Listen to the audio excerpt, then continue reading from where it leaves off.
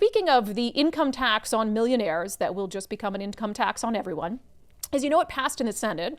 And this is like national news right now because this is all happening so quickly with all this exodus from California, exodus from Colorado, all these blue states suddenly, I mean, businesses like popping up in Florida and Tennessee trying to attract people by getting rid of their property tax, all these things. And then we're here just doubling, tripling down on the policies that have led to this exodus of wealth. And so the Senate passed the income tax on millionaires. It'll go over to the House. And remember, the governor has said that he wasn't thrilled with the version that passed out of the Senate. I'm going to play a few things that he said, but I want you to remember that this is the exact same playbook that Governor Ferguson carried out last year. Remember, he ran for office, he got elected in 2024 on being a fiscal hawk. And in his first address, his inaugural address, he says, we need to be serious about understanding how we got in this big budget crisis, right? And then, Democrats came and they proposed $20 billion in new taxes. And what did the governor do? He came out and said, shame on you, that's too many taxes. And then he came back and he approved $9 billion in state taxes and $14 billion across the board. And I said at the time, he's setting himself up not to be the bad guy. He was always going to pass the largest tax increase in state history. But he wanted to act as if, he was sending them back to the drawing board. $20 billion is too much. Apparently $14 billion isn't. He's doing the exact same thing here. He's going to pass the income tax. He just wants to look like he's not the worst person at the table. He wants legislative Democrats to look like that. So they already have a deal. Trust me. We already learned this lesson.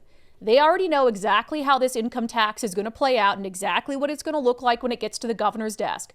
But he just wants them to let him push back a little bit so he can look like he at least tried to help people and tried to make sure that some of the impacts of the income tax wouldn't be so severe.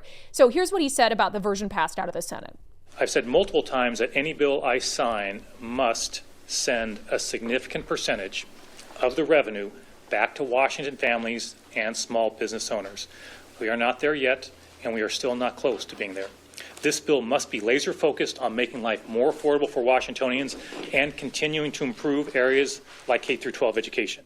So he's doing, this is the same thing. It's the same thing he did last year. I do not buy it for a second. I'm not going to be fooled again. And I don't think I was really fooled the first time either. I was cautiously optimistic, and then I even said, this is what he's doing.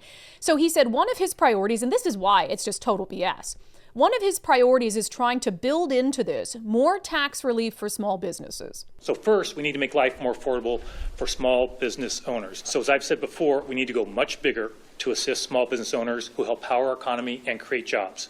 We should use $1 billion of this new revenue to give small business owners a significant, that's an understatement, tax break.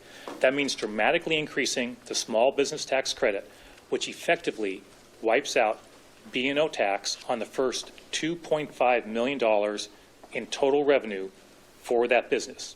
Okay, so what's wrong with that? Because you would think I'd be like, oh yeah, help businesses out. He just last year passed the largest tax increase in state history on the backs of small businesses when it comes to increasing the B&O tax.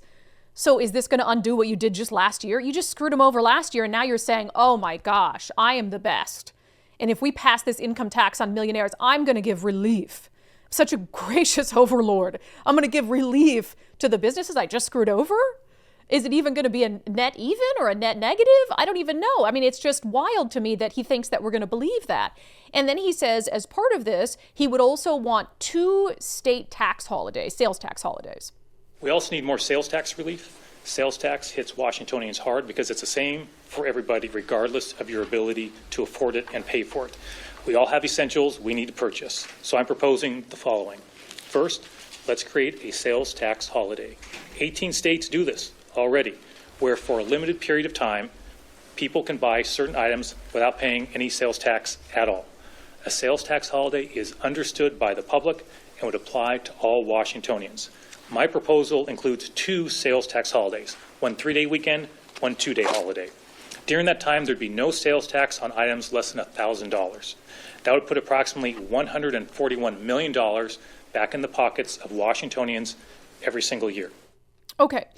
So here's the issue I have with that. I think sales tax holidays are a great idea. Florida does a lot of these tailored to specific industries. I mean, they have like a 2A sales tax holiday. They have an outdoor recreation sales tax holiday as you head into the summer months to help you buy fun stuff, to hang out with your family. I love that. But Republicans 2 years in a row have had bills in Washington state proposing certain sales tax exemptions and even temporary ones. Remember last year? They tried to get like a 2-week window to exempt school supplies from the sales tax. 2 weeks. Hey, I thought you guys cared about working class families. It can be expensive to send your kid back to school. Let's just do 2 weeks or so in the lead up to the school year where parents can buy school supplies and they won't be taxed on it. But Democrats, we can't do that. Oh, wait, we're not going to do that. That was super narrow and tailored to a specific thing. And then just yesterday on the show or the day before, we talked about how Republicans tried to push an amendment on the floor in the income tax proposal on the floor of the Senate, saying, okay, you're going to tax millionaires and get all this money. Can we then have a sales tax break on diapers? That's all. Just, hey, how about we just say you're getting all this money, it's billions of dollars, that we won't charge sales tax for parents who need diapers for their babies. What did Democrats say? Nah, nope, can't do that. And Republicans even had a standalone bill that was separate from the amendment they tried to push that would do just that. And Democrats didn't move it.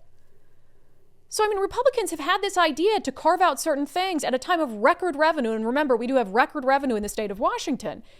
They've tried to carve out sales tax holidays, and Democrats have said no. But now Bob Ferguson wants to be the white knight to race in and say, sales tax holiday, oh my gosh, I am the best king ever. No, it just doesn't ring true. And the millionaire's tax on income, the overarching argument against it, is that that's not going to be what it is for long. They refuse to commit, legislative Democrats, when asked directly, won't say that this won't just turn into an income tax on everyone. So we can discuss and debate the merits of taxing millionaires' income.